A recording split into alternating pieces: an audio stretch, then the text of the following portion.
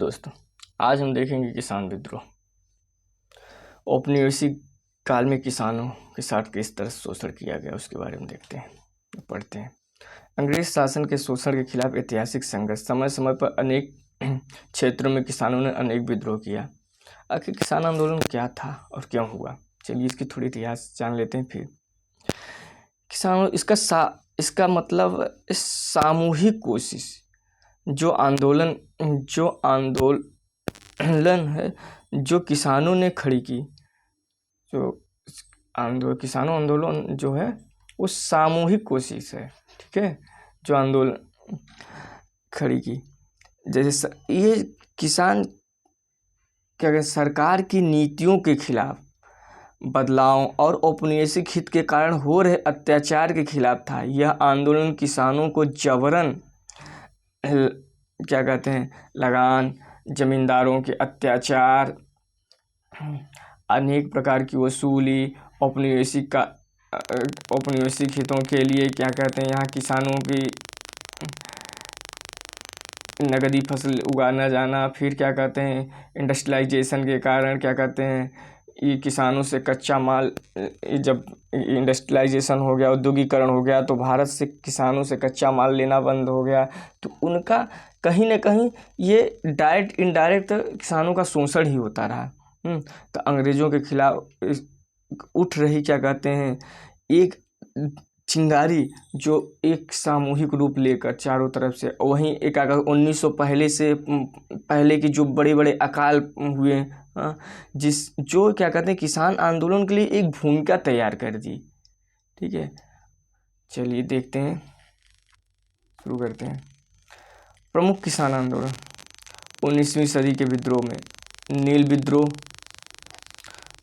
पावना विद्रोह, दक्कन विद्रोह, पंजाब विद्रोह। 20वीं सदी के आंदोलन थे चंपारण विद्रोह, खेड़ा विद्रोह, मोपला विद्रोह, अवध के किसान। चलिए एक एक करके देखते हैं। नील आंदोलन 1859 से 60 तक चला। कारण था कृषि का वाणिज्यीकरण। यह विद्रोह बंगाल में हुआ। कृषि का वाणिज्यीकरण ये हुआ कि अब क्या कहते हैं इंग्लैंड में नगदी फसलों की मांग हो रही थी, कि नील और क्या कहते हैं चाय और क्या कहते हैं, तो इसीलिए यहाँ कृषि का वाणिज्यीकरण किया गया। यहाँ किसानों पे दबाव बनाया गया कि आप कृषि मतलब कि जो पारंपरिक खेती है उसे छोड़ के क्या कहते नगदी फसलों को उगाया जाए। हाँ ठीक है। नेता इसके थे दिगंबर बिश्वास एवं विष्णु विश्वास। मध्य वर्ग ने इस आंदोलन का पूरा जोर समर्थन किया। हिंदू पेट्रियाटिक के संपादक हरिश्चंद्र मुखर्जी ने इसका समर्थन किया। दीनबंधु मित्र का प्रसिद्ध नाटक नील दर्पण इसी विषय बनाकर लिखा गया। ये सब आपके एग्जाम पॉइंट ऑफ व्यू से इम्पोर्टेंट है। किसान विद्रोह के नील विद्रोह में यही मेन इम्पोर्टेंट पॉइंट है जो आपसे एग्जाम में पूछेंगे, ठीक है। और ज़्यादा आपको किसान आंदोलन में पढ़ने की ज़रूरत नहीं, बस मैं जितना बता रहा हूँ बस उसी को आप नोट बना के लिख लीजिए या तो रट लीजिए, ठीक है। चलिए नेक्स्ट देखते हैं। पावना विद्रोह 1873 से 76 में। 1859 में रेक्स एक्ट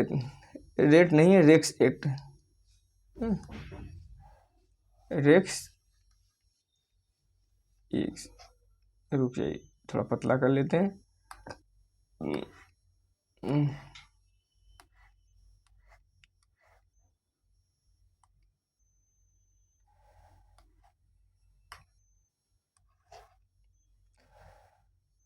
रेक्स एक्ट है, रेक्स एक्ट के तहत कृषकों को बेदखली से सुरक्षा दी गई थी। यह क्या कहते हैं ब्रिटिश सरकार द्वारा एक लाया गया क्या कहते हैं अधिनियम था, जिससे ये कहा गया किसानों को उनके ज़मीन से बेदखल नहीं किया जाएगा। जो ज़मींदार शोषण करते थे क्या कहते हैं और साहूकार उसके बाद उन किसानों से पैसा लेने के बाद उनको क्या कहते हैं ये पाबंदी लगा देते थे, जब वो क्या कहते हैं भरपाई नहीं कर पाते थे तो उनको क्या कहते हैं उनके ज़मीन से ही बेदखल कर दिया जाता। तो ये क्या कहते हैं, ब्रिटिश सरकार द्वारा एक लाया गया अधिनियम था, कृषकों को उनके ज़मीन से बेदखल नहीं किया जाएगा, उनको सुरक्षा दी गई थी। ठीक है, ये एक्ट के माध्यम से। तो 1873 में पावना जिले में लगान अदायगी आंदोलन शुरू हो गया। लगान अदायगी आंदोलन इसलिए शुरू हो गया कि ये इस एक्ट का उल्लंघन हो गया कि लगान जो अदा नहीं कर पा रहे थे उनसे ये हुआ कि अब मतलब ज़मींदार साहूकार जो थे वो क्या कहते हैं, ज़मीनें उनसे क्या कहते हैं जब्त करने लगे। तो इसीलिए लगान अदायगी आंदोलन शुरू कर दिया गया। ज़मींदार हिंदू और कृषक ज़्यादातर मुस्लिम। ज़मींदार जो थे हिंदू थे, ज़मींदार हिंदू थे और कृषक ज़्यादातर मुस्लिम थे। किसानों ने नारा लगाया कि महारानी के रैयत हैं, प्रजा बनाना चाहते हैं। उन्होंने कहा कि किसानों ने ये आंदोलन किया कि हम ज़मींदारों के नहीं, हम रानी के क्या कहते हैं रैयती हैं। रैयत माने जो जो क्या कहते हैं कर देते हैं, हम रानी के रैयती हैं, बनना चाहते हैं। उन्होंने नारा दिया क्योंकि ज़मींदार वहाँ शोषण कर रहे थे। तो ये क्या कहते हैं, यह आंदोलन क्या कहते हैं हिंदू मुस्लिम धार्मिक हो गया। ठीक है, क्योंकि ज़मींदार वहाँ के हिंदू थे, शोषण ज़्यादा करते, और कृषक जो क्या कहते ज़्यादातर मुस्लिम थे। चलिए ठीक है। इस आंदोलन को बंकिम चंद्र एवं आनंद मोहन जैसे मध्यवर्गीय नेताओं का समर्थन मिला। ये याद किए रहिएगा, इस आंदोलन का इन्होंने समर्थन किया। रीजन ये था कि इस क्या कहते हैं एक्ट का उल्लंघन होने लगा। ज़मींदार क्या कहते हैं, जब किसान यहाँ क्या कहते हैं समय पे क्या कर टैक्स नहीं दे पाए लगान, तो ज़मींदार इनके क्या कहते हैं ज़मीनों को मतलब छीनने लगे। तो किसानों ने कहा कि क्या कहते हैं जो 1859 का एक्ट है, रेक्स एक्ट है, इसके तहत हमें क्या कहते हैं, तो ब्रिटिश सरकार ने ये कहा कि अब क्या कहते हैं किसानों को उनके कर के लिए उनके क्या कहते ज़मीनों से बेदखल नहीं किया जाएगा। तो इसी का उल्लंघन किए ज़मींदार। फिर उन्होंने इसके खिलाफ आंदोलन किया। फिर तभी किसानों ने नारा दिया कि हम महारानी के रैयती हैं, प्रजा, रैयत मीन्स प्रजा होता है, कहा हम महारानी के रैयत प्रजा हैं, बनना चाहते हैं। ठीक है, चलिए दक्कन का विद्रोह देखते हैं। चलिए, दक्कन का विद्रोह 1875 में साहूकार जमींदार को कोर्ट में भूमि अधिग्रहण की डिग्री मिलने के बाद विद्रोह भड़का। जो साहूकार और जमींदार थे उनको कोर्ट में भूमि ये मिल गया कि वो कोर्ट में भूमि अधिग्रहण की कर सकते हैं। ठीक है, पहले से ही नाराज कृषकों ने पूना और अहमदनगर क्षेत्र में विद्रोह कर दिया। किसान पहले से ही नाराज थे साहूकार और जमींदारों से पहले। अब जमींदार और साहूकारों को कोर्ट क्या कहते हैं ये परमिशन मिल गया ब्रिटिश से कि कोर्ट का जो भूमि है उसे अधिग्रहण कर सकते हैं। ठीक है, अब इसके खिलाफ क्या कहते हैं कृषकों ने क्या कहते हैं आंदोलन चालू कर दिया। इस दौरान सबसे महत्वपूर्ण कार्यविधि थी जबरन ऋण पत्रों को प्राप्त कर उसमें आग लगा देना। इनका यह था कि जो ऋण पत्र था, जो किसानों द्वारा क्या कहते हैं साहूकारों और ज़मींदारों से ऋण लिया गया था, तो ऋण पत्र देते थे कि हम ये आपको इतना दिए, ये दिए। तो इनका मुख्य उद्देश्य था पहले इस ऋण पत्र को जबरन छोड़ लो, अगर कहीं भी साहूकार ज़मींदार देखें या वहाँ घुस के छोड़ लो और उसमें आग लगा दो। ठीक है, वही ना रहेगा बाँस ना बाजी की बाँसुरी, कोई सबूत ही नहीं रहेगा। न्यायमूर्ति रनाडे ने पूना सार्वजनिक सभा के माध्यम से इस विरोध का समर्थन किया। ये याद कीजिएगा, इंपॉर्टेंट पॉइंट है। न्यायमूर्ति रनाडे ने पूना सार्वजनिक सभा से दक्कन विद्रोह का समर्थन किया था। नेक्स्ट देखते हैं मोपला विद्रोह। 1921 में ना 1921 में केरल के मालाबार जिले में यह विद्रोह हुआ, जिसका दिसंबर 1921 तक दमन भी कर दिया गया था। ये केरल के मालाबार के किसान थे। मोपला केरल के बटाईदार और काश्तकार को मोपला कहा जाता था। जो बटाईदार होते थे, बटाईदार बताए नहीं थे 1/2 50%, तो जो बटाईदार और काश्तकार मतलब बताए तो ज़मीन के मालिक, उनको मोपला कहा जाता था। यहाँ के ज़मींदार नामुंदरी और नायर हिंदू थे और कृषक प्रायः मुसलमान थे। यहाँ भी वही समस्या हो गई कि जो ज़मींदार और नामुंदरी और नायर थे तो वो भी हिंदू थे और कृषक जो मुसलमान थे। परिणाम ये हुआ कि यहाँ वर्गीय संघर्ष हुआ। पहले सामुदायिक संघर्ष हुआ, इनमें क्या कहते हैं जमींदार और नायर में, फिर धार्मिक संघर्ष में बदल गया।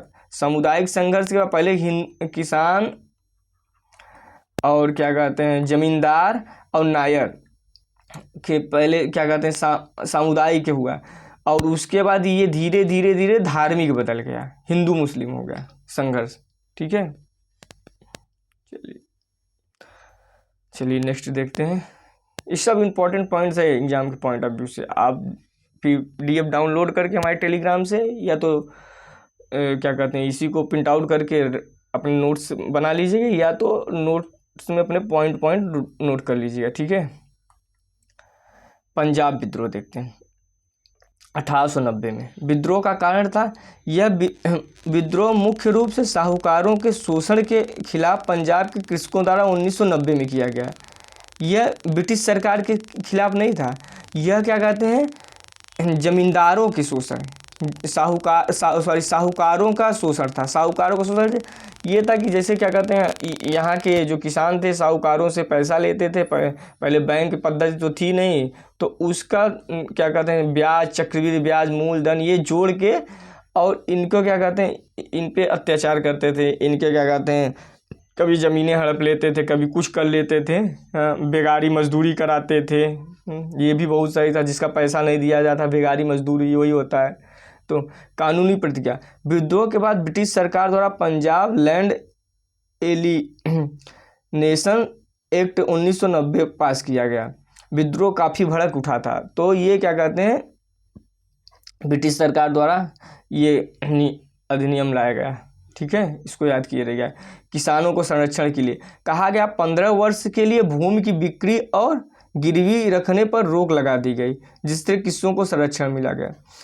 अब ब्रिटिश सरकार कहा गया पंजाब के क्षेत्र में 15 वर्ष तक कोई भूमि न खरीद पाएगा न बेच पाएगा, हाँ, और न गिरवी रख पाएगा। जैसे क्या कहते हैं किसान क्या कहते हैं साहूकारों से क्या कहते हैं पैसा लेते थे, तो ये उसके बदले में किसानों से गिरवी रखवा लेते थे, क्या कहते हैं अपनी ज़मीनें और कुछ, और उसी को फिर बाद में जब किसान छुड़ाने आते थे तो उनका शोषण करते थे, बोलते थे नहीं 4 का 10 हो गया, 10 का 20 हो गया, इसी तरह बताते थे, और उसके खिलाफ ये आंदोलन हुआ।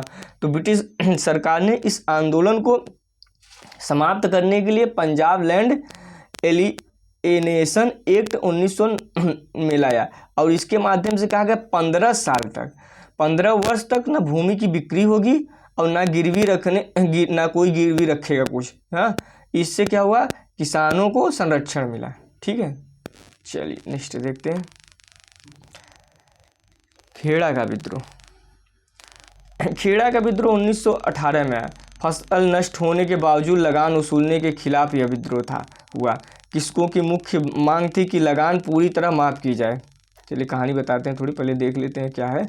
इसकी जांच servant of India society Gandhi ji एवं विट्ठल भाई पटेल ने की थी।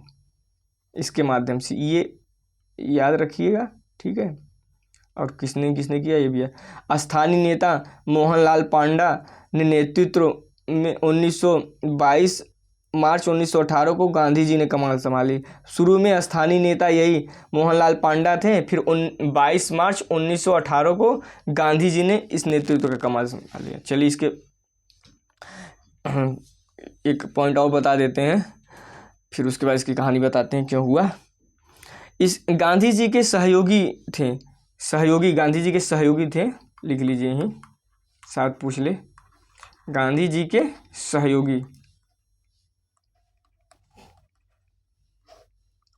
सहयोगियों में कौन थे? वल्लभ भाई पटेल,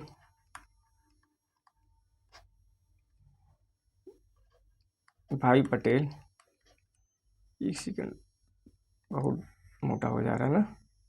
वल्लभ भाई पटेल, और उसके बाद महादेव देसाई,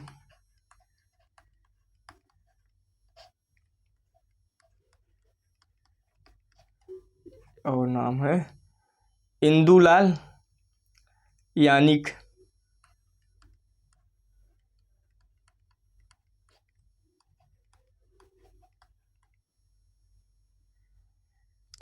शंकर लाल बैंकर, अमलालाल साराभाई की बहन अनसुईया बैन, इनको याद किए रहिएगा, अनसुईया बैन, ठीक है, सुईया बेन नाम से लग रहा है, गुजराती हैं। ये क्या कहते हैं, अम अमला लाल साराभाई की बहन थी, ठीक है। चलिए अब सुनते हैं खेड़ा विद्रोह हुआ क्या। खेड़ा विद्रोह में जो किसान थे उन्होंने कृषि किया और क्या कहते हैं फसल नष्ट हो गए, फसल नष्ट हो गए, क्या कहते हैं फसल हुए नहीं, बारिश हो क्या कहते हैं इसके कारण, तो मौसम के कारण फसल सारे नष्ट हो गए नहीं। अब ये हुआ कि फसल नष्ट हो गए तो अब किसान टैक्स दें कहाँ से, तो उनका कहना था कि जो क्या कहते हैं कर है वो ब्रिटिश माफ़ करें, सरकार उसको सरकार की क्या कहते टैक्स माफ़ करे, लगान न वसूला जाए। लेकिन सरकार के मुआंदे ज़मींदार साहूकार जिस माध्यम से वसूलते थे उन्होंने लगान वसूले। तो किसानों का कहना था कि जब हमारे पास कृषि जब फसल हुआ ही नहीं है तो हम टैक्स दें क्यों, कहाँ से दें। हाँ, कुछ समय तो इस हालत में थे किसान कि खाने को नहीं था, ठीक है। तो इसके लिए लेकिन क्या कहते हैं इनका अत्याचार बढ़ता जा रहा था, ये क्या कहते हैं लगान वसूलने के लिए एकदम तत्पर थे। अब जो नहीं कर रहे थे तो उनका शोषण मारपीट जानते ही हैं, अन्याय बढ़ता जा, तो किसानों का आक्रोश हुए कि भाई हम कब तक जुल्म सहेंगे, ठीक है। तो उसके खिलाफ इन्होंने कहा, उसके खिलाफ आंदोलन उठाया और फिर आंदोलन ये बहुत तेज़ भड़का।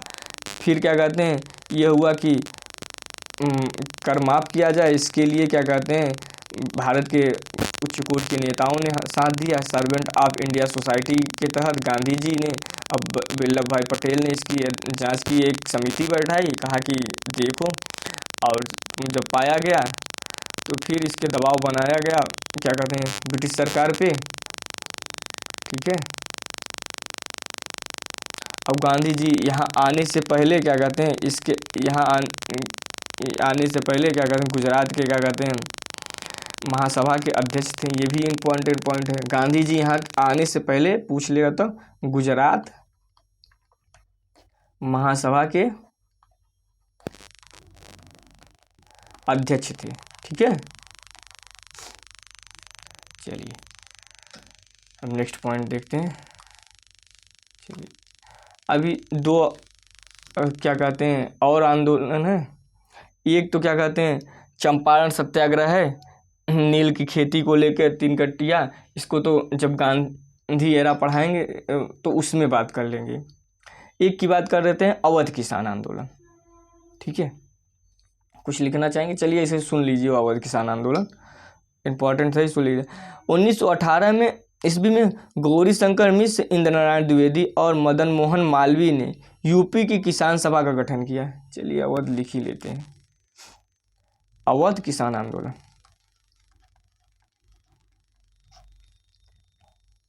कृषक आंदोलन इम्पोर्टेंट है ना, इसलिए, ठीक है। चलिए 1918 में गौरी शंकर मिश्र, इंद्र नारायण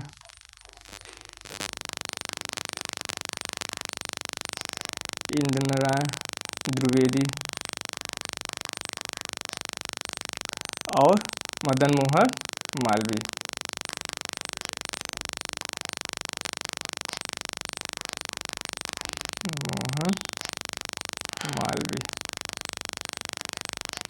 इन्होंने क्या कहते हैं यूपी में किसान सभा का गठन किया। ये इम्पोर्टेंट है ना, इसीलिए सभा का गठन किया। ये पूछ लेगा कि किसान सभा का गठन कब हुआ, 1918 में। अब किस समय हुआ, अवध कृषक आंदोलन के समय, ठीक है, किया। इंद्र नारायण द्विवेदी ने कृषकों के हित के लिए सरकार को ज्ञापन दिया तथा ताकि संवैधानिक सुधारों के दौरान उनके हितों का ख्याल रखा जाए। आंदोलन के बढ़ते जनाधार के कारण 1918 में इसमें कांग्रेस ने दिल्ली अधिवेशन में बड़ी संख्या में कृषकों में भाग लिया। 1918 में कांग्रेस के अधिवेशन में दिल्ली में बड़ी संख्या में कृषकों ने भाग लिया। 1919 में किसान आंदोलन ने सामाजिक बहिष्कार की रणनीति अपनाई ली। 1920 में किसानों का आंदोलन का केंद्र अवध बन गया। ठीक है, अवध के भूमिका बता रहे हैं क्यों अवध किसान आंदोलन है। इसका नेतृत्व बाबा रामचंद्र ने संभाला, जो महाराष्ट्र के ब्राह्मण परिवार से जन्मे, फिर बड़े घूमकर रचित रामचरितमानस का पाठ सुनाने वाले बाबा रामचंद्र 1920 तक अवध के कृषक आंदोलन के सबसे बड़े नेता बन गए, जो घूम घूम कर रामचरितमानस का पाठ सुनाते थे। तो 1920 में अवध किसान आंदोलन के, इनका नाम याद करिएगा, बाबा रामचंद्र बड़े नेता बने। इन्हीं के निवेदन पर जवाहरलाल नेहरू ने कई बार ग्रामीण क्षेत्रों में भ्रमण किया। इनके निवेदन पर जवाहरलाल नेहरू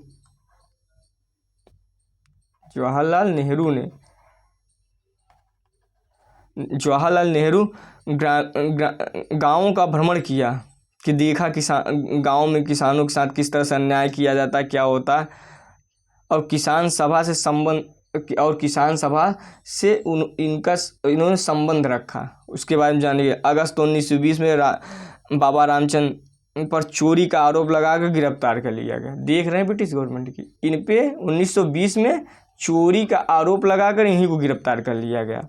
बहुत बड़े नेता बन रहे थे। कलकत्ता के कांग्रेस के विशेष अधिवेशन में असहयोग आंदोलन की सहमति होने पर मदन मोहन मालवीय ने इसका विरोध किया, क्योंकि संवैधानिक संघर्ष के हिमायती थे। मदन मोहन मालवीय ने इसका विरोध इसलिए किया कि वो चाहते थे कि संवैधानिक तरीके से क्या कहते हैं, सुधार हो। ठीक है, चलिए यही थी इसके पीछे कहानी, ये अवध किसान आंदोलन, इम्पोर्टेंट बात यही थी। चलिए नेक्स्ट हम देखेंगे क्या कहते सामाजिक सुधार आंदोलन। ठीक है, आज इतना ही तक रखते हैं। चंपारण सत्याग्रह, नील विद्रोह को क्या कहते हैं, तीन कठिया को किसानों का आंदोलन जो था क्या कहते हैं बिहार में हुआ। राजा राम शुक्ल थे उस चंपारण में कर रहे, फिर गांधी को उन्होंने बुलाया, फिर गांधी ने, इसके बारे में हम गांधीयन जब पढ़ेंगे तो उसके बारे में विस्तार पूर्वक से बताएंगे। चलिए ठीक है, आज इतना ही तक रखते हैं। धन्यवाद।